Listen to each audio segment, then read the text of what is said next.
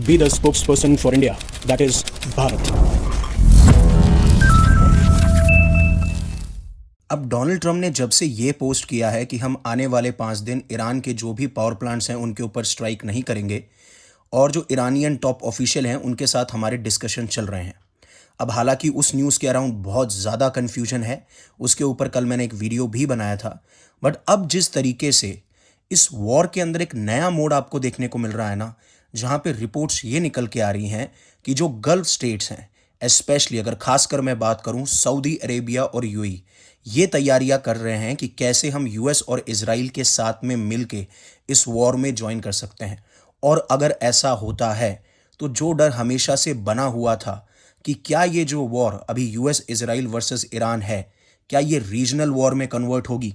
क्योंकि जब से ये वॉर शुरू हुई है, सऊदी अरेबिया और यूएई, और खाली सऊदी अरेबिया यूएई नहीं, बहुत सारे ऐसे गल्फ स्टेट जो हैं वो बहुत ज़्यादा गुस्से में हैं। और इवन सऊदी अरेबिया के ऑफिशियल ने तो ये कह दिया था कि अब जो हमारा पेशेंस है वो ख़त्म हो रहा है और धीरे धीरे हमारा जो फ्रस्ट्रेशन है वो बढ़ता चला जा रहा है। और इसके बारे में काफ़ी बार यूनाइटेड स्टेट्स को भी इन्होंने कहा। साथ साथ में सिर्फ यहाँ तक ही नहीं कि इनके ऊपर अटैक्स हो रहे हैं, क्योंकि इन्होंने ये एक्सपेक्ट किया था कि हो सकता है कि यूएस के जो मिडिल ईस्ट के बेसिस है वहाँ तक अटैक सीमित रहें। बट इन्हें नहीं पता था कि ईरान जो है इनके ही इंफ्रास्ट्रक्चर पे अटैक करेगा, चाहे से इनके इकोनॉमिक इंफ्रास्ट्रक्चर हो, जैसे गैस का इंफ्रास्ट्रक्चर हो गया, ऑयल इंफ्रास्ट्रक्चर हो गया। इतना हद तक इन्होंने नहीं सोचा था। और सबसे खास बात इसमें जो सबसे टर्निंग पॉइंट निकल के आया वो है स्ट्रेट ऑफ हॉर्मुज। क्योंकि इन्हें लग रहा था कि हाँ ठीक है, हो सकता है कि यूएस और इजराइल के जो वेसल्स हैं वो शायद ये रोक दें और स्ट्रेट ऑफ हॉर्मुज को एक वेपन की तरह इस्तेमाल करेंगे।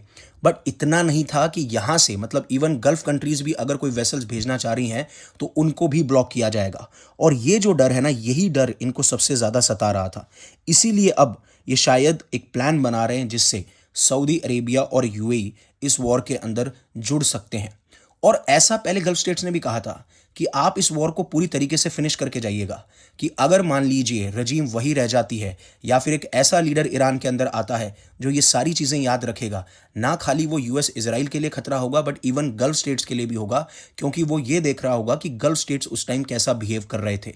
अब हाँ, जो गल्फ स्टेट्स थे एक टाइम तक तो वो ये सोच रहे थे कि हमें न्यूट्रल रहना बहुत ज़्यादा ज़रूरी है, क्योंकि उनको बहुत सारा डाउट था। उन्हें लगता था कि ये अटैक्स जो हैं वो शायद इतने मैसिव स्टेज पे नहीं जाएंगे और जो ये लगातार अटैक्स हो भी रहे हैं वो शायद एक टाइम रुक जाएंगे। बट धीरे धीरे, जैसे एक बड़ा अटैक कतर के रास लफान गैस फैसिलिटी पर हुआ था, तो इन अटैक्स की वजह से ये जो कंट्रीज़ थी उनको इकोनॉमी हो, गैस हो, टूरिज़्म हो, इन सब पे इफेक्ट देखने को मिल रहा था, जिस पे ये कंट्रीज़ बहुत ज़्यादा हैविली डिपेंड करती हैं।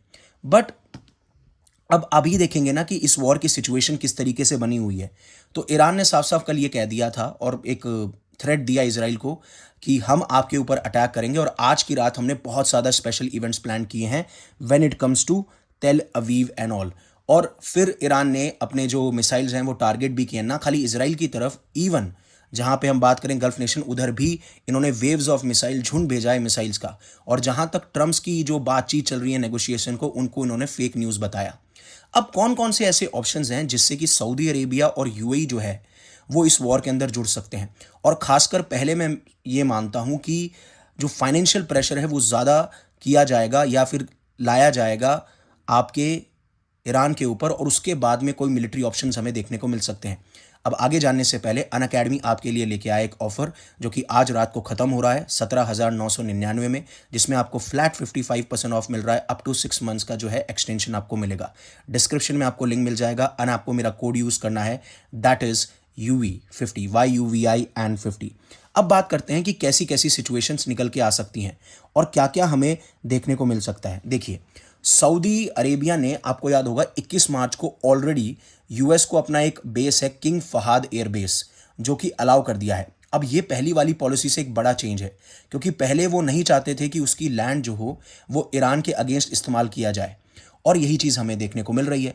और अब जो रिपोर्ट्स ये कहती हैं कि जो सऊदी क्राउन्स है, प्रिंस मोहम्मद बिन सलमान, वो यही सोच रहे हैं कि क्या हम कोई डायरेक्ट मिलिट्री एक्शंस ले सकते हैं। और एक्सपर्ट्स का मानना ये है कि बस अब तो समय की ही मार है कि हो सकता है थोड़े ही मैटर ऑफ टाइम में सऊदी अरेबिया इस वॉर को ज्वाइन कर ले। और सिर्फ यहाँ तक ही नहीं, और यूएई जो है, यूएई एक ऐसा ऑप्शन बना रहा है जिससे कि वो जो ईरान के जितने भी ईरान से लिंक्ड इंस्टीट्यूशंस हैं दुबई के अंदर उनको शट डाउन कर दे, और यहाँ तक वार्निंग दी जा रही है कि जो भी ईरान के अंदर आपके बिलियंस ऑफ डॉलर्स के असेट्स हैं हम उनको फ्रीज कर देंगे। अब ये दोनों चीज़ें इंपॉर्टेंट क्यों हैं? अब एक तरफ जहाँ सऊदी अरेबिया ये बोल रहा है कि हम हमारी लैंड यूज़ कर सकते हो, तो जिससे यूएस के लिए बहुत आसान हो जाएगा ईरान को टारगेट करना, और दूसरी तरफ जहाँ पे हम बात कर रहे हैं कि ईरान के ऊपर पहले से ही सैंक्शंस लगे हुए हैं और उनकी इकोनॉमी धीरे धीरे कमज़ोर भी हो चुकी है, और इन टारगेट्स के बाद में, इन अटैक्स के बाद में तो ये सिचुएशन और ज़्यादा बढ़ जाएगी। वहीं पे जो असेट्स अब आपको यूएई के अंदर देखने को मिलते हैं, दुबई के अंदर देखने को मिलते हैं, अगर उनको फ्रीज किया जाता है तो बहुत बड़ा घाटा हो सकता है, स्पेशली ईरानियन बिजनेसेस के लिए, क्योंकि यूएई जो है ईरानियन बिजनेसेस के लिए एक इंपॉर्टेंट फाइनेंशियल हब माना जाता है। बट सिर्फ बात यहाँ तक नहीं है, बात आप एक चीज़ और समझिएगा कि जहाँ पे ये बात निकल के आ रही थी ना कि जब ट्रम्प से ये पूछा गया कि क्या आप जो ईरान के सुप्रीम लीडर मोस्तफा खमेनी है उनसे बात कर रहे हैं, तो उन्होंने बोला कि नहीं नहीं, मैं उनसे बात नहीं कर रहा हूँ, मैं बात कर रहा हूँ ऐसे टॉप ऑफिशियल से। अब उस टाइम उन्होंने नाम नहीं बताया। अब जो अलग अलग मैगजीन है, यूरोपियन मैगजीन्स या फिर आप यूके के मीडिया हाउसेस ले लीजिए, वेस्टर्न मीडिया ले लीजिए, तो ट्रंप एडमिनिस्ट्रेशन अगर सबसे ज़्यादा हॉट ऑप्शन किसी को कंसीडर कर रहा है तो वो है ईरान के पार्लियामेंट स्पीकर मोहम्मद बागेर गलीबफ। अब इनको एक पोटेंशियल पार्टनर और फ्यूचर लीडर माना जा रहा है, और वॉशिंगटन खाली ये नहीं है कि सिर्फ इनका ही ऑप्शन देख रहा है, बहुत सारे ऐसे ऑप्शंस देखने को मिल रहे हैं। अब ये जब रिपोर्ट्स पब्लिश की गई तब कि तेहरान के जो नेक्स्ट टॉप लीडर हैं वो आपको ईरान के पार्लियामेंट स्पीकर मोहम्मद गालिबफ देखने को मिलते हैं, क्योंकि इन्होंने बहुत दशकों बताए हैं इसी ईरानियन एस्टेब्लिश के अंदर। और खासकर ये बात है कि जिस तरीके से आयतुल्ला अली खमेनी के बारे में ये सोच रखी जाती थी कि वो भी उस फेवर में नहीं थे कि ईरान न्यूक्लियर वेपन बनाए क्योंकि उसे अन इस्लामिक माना जाता है, वैसा ही इनकी सोच है। और इनका मानना यह है कि इजराइल जिस तरीके से ईरान को एक खतरा मानता है उसमें सबसे बड़ा फैक्टर यह है कि किस तरीके से जो जूस का परसिक्यूशन हुआ, जो नरसंहार हुआ, जिसे हम हॉलोकॉस्ट कहते हैं, उसको हम बार बार डिनाई करते हुए आए हैं।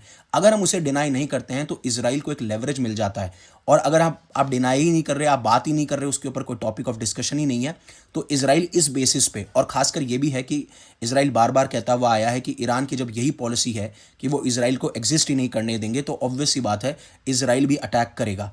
और इनिशिएट देखिए इसको पूरी के तरीके से इजराइल या यूएस नहीं किया था। अब जब ये बात पहुंचती है तो इजराइल मीडिया भी इस क्लेम को करने लग जाता है कि हाँ, कहीं ना कहीं ईरान के जो पार्लियामेंट स्पीकर हैं उनसे बात चल रही है। और जब ये न्यूज़ बाहर आती है तो जो ईरान के पार्लियामेंट स्पीकर हैं उनको बहुत ज़्यादा बैकलैश देखने को मिल रहा है ईरानियन जनता से। वो इन्हें ट्रेटर बोल रही है, गद्दार बोल रही है, फिर ये कह रही है कि आप क्रिमिनल हैं, आपकी वजह से ये सारी चीज़ें हो रही हैं, आप कैसे भूल गए। हालांकि उसके बाद में ये क्लैरिफाई करते हैं कि कोई भी नेगोशिएशन अभी यूएस के साथ में नहीं हो रही है, ये फेक न्यूज़ फैलाई जा रही है जिससे कि फाइनेंशियल और ऑयल मार्केट्स को मैनिपुलेट किया जा सके। और काफ़ी सारे लोगों ने इस मैनिपुलेशन से बहुत पैसा बनाया है, और इवन यूएस और इजराइल ये कोशिश कर रहा है कि कैसे एक एग्जिट लिया जाए जिसमें वो खुद बच चुके हैं। एंड देन वो कंडीशंस लिखते हैं कि ईरानियन जो लोग हैं वो कंप्लीट और पूरी रिमोर्सफुल पनिशमेंट चाहते हैं जो भी एग्रेसर हैं, यानी यूएस और इजराइल, और सारे के सारे ईरानियन ऑफिशियल्स, हमारे सुप्रीम लीडर और जो हमारे लोग हैं उनके पीछे खड़े हैं जब तक हमारे गोल अचीव नहीं हो जाते। और अब जब ये वॉर और अलग तरीके से मोड़ ले रही है जहां गल्फ कंट्रीज भी एंटर कर सकती हैं, ट्रंप पूरा का पूरा ब्लेम जो है वो पीट हेगेसेथ पे डालते हैं, और वो ये कहते हैं कि हाँ, तुमने ही कहा था ना, लेट्स डू इट। हालांकि जिस टाइम ये कह रहे थे, जिस वीडियो में इन्होंने कहा, उस टाइम पे जो यूएस के सेक्रेटरी ऑफ वॉर है पीट हेगेसेथ, वो वहीं पे थे। अब एक बार के लिए मैं आपको क्लिप दिखाना चाहता हूं। Have a look at this clip. And then unfortunately I called Pete, I called General Kane, I called a lot of our great people. We have great people, and I said, let's talk. We got a problem in the Middle East. We have a country known as Iran that for 47 years has been just a purveyor of terror, and they're very close to having a nuclear weapon. We can keep going and get that 50,000 up to 55 and 60, there's no end. Or we can take a stop and make a little journey into the Middle East and eliminate a big problem. And Pete, I think you were the first one to speak up, and you said, let's do it, because you can't let them have a nuclear weapon. So we are now having really good discussions. They started last night, a little bit, the night before that. अब जैसा आपने इस clip पे देख लिया होगा, लेकिन अब जब ये बहुत ज़्यादा कॉम्प्लेक्स सिचुएशन हो चुकी है, मतलब पहले ही ये वॉर इतनी कॉम्प्लेक्स थी, अब जिस तरीके से ये चीज़ें बाहर निकल के आ रही हैं कि क्या सच है क्या झूठ है। अब देखिए, मैंने कल आपको बता दिया था कि इसमें जो है ना हो सकता है, मतलब मेरा जो पॉसिबिलिटी है कि डोनाल्ड ट्रंप डायरेक्टली बात नहीं कर रहे हैं जब आप बात करते हो ईरान के टॉप ऑफिशियल से। बट जब इसके बारे में बात की गई कि ईरान जो है वो पीस टॉक्स में इंगेज हो रहा है, तो इजराइल ने जब ये बात कही, तो इजराइल से जब बात हुई तो नेतन्याहू ने साफ साफ ये कहा कि इजराइल के जो भी इंटरेस्ट हैं वो प्रोटेक्ट किए जाएंगे जिस तरीके से यूएस और ईरान इंगेज कर रहा है। बट मैंने कल ही कह दिया था कि ये डायरेक्टली बात नहीं हो रही है, ये बैक चैनल डिप्लोमेसी है। यहाँ पे काफ़ी सारे मीडिएटर्स रोल प्ले कर रहे हैं, जैसे इजिप्ट हो, तुर्की हो, इवन सऊदी अरेबिया हो। हर एक कंट्री ये कोशिश कर रही है कि किस तरीके से यूएस ईरान का जो बैक चैनल डिप्लोमेसी है उसके तहत टेबल पे आगे नेगोशिएट किया जाए, बिकॉज अदरवाइज ये वॉर का कोई अंत नहीं है और सफ़र सबके सब करेंगे, चाहे वो मिडल ईस्ट हो, इसराइल हो, ईरान हो, या फिर इंडिया हो, या पूरे विश्व की अर्थव्यवस्था हो। और सबसे जो लीड मीडिएटर इसके तौर पे निकल के आ रहा है उसमें 3 देशों का नाम है, एक है पाकिस्तान, दूसरा इजिप्ट और तीसरा तुर्की। अब हालांकि ईरान ने साफ साफ ये डिनाई कर दिया है कि हमने यूएस से कोई बात ही नहीं करी है। जब ये कहते हैं कि कुशनर और विटकॉफ जो है वो मीटिंग हेल्ड कर रहे हैं ईरानियन ऑफिशियल के साथ में, तो ईरानियन पार्लियामेंट स्पीकर जो थे उन्होंने भी इस चीज़ के बारे में कह दिया, और जो मिनिस्ट्री ऑफ फॉरेन अफेयर्स है ईरान की, उन्होंने भी इस चीज़ के बारे में कह दिया कि ऐसी कोई भी बातचीत नहीं हो रही है। और जहाँ तक रिपोर्ट की माने तो नेगोशिएशन जो है वो पाकिस्तान के अंदर हो सकते हैं, और इसराइल ने ये क्लेम किया है कि ये यूएस ईरान वॉर 9 अप्रैल को एंड हो सकती है। यहाँ तक सारी चीज़ें थी। बट आपको मैं एक चीज़ बता दूँ कि जो गल्फ कंट्रीज़ हैं वो भी यूएस के साथ काम कर रहे हैं, पर वो भी फ्रस्ट्रेटेड हैं। उन्हें लगता है कि यूएस ने ईरान के रिस्पांस के लिए प्रॉपर प्रिपरेशन नहीं की थी। और गल्फ लीडर्स लगातार यूएस ऑफिशियल से बात कर रहे हैं, लेकिन उन्हें लगता है कि उनका यूएस के मिलिट्री डिसीजन पर ज़्यादा कंट्रोल नहीं है। इसी वजह से कुछ एक्सपर्ट्स का कहना यह भी है कि फ्यूचर में गल्फ कंट्रीज़ अपनी सिक्योरिटी के लिए सिर्फ यूएस पर डिपेंड नहीं रहेंगे और नए पार्टनर्स ढूंढ सकते हैं।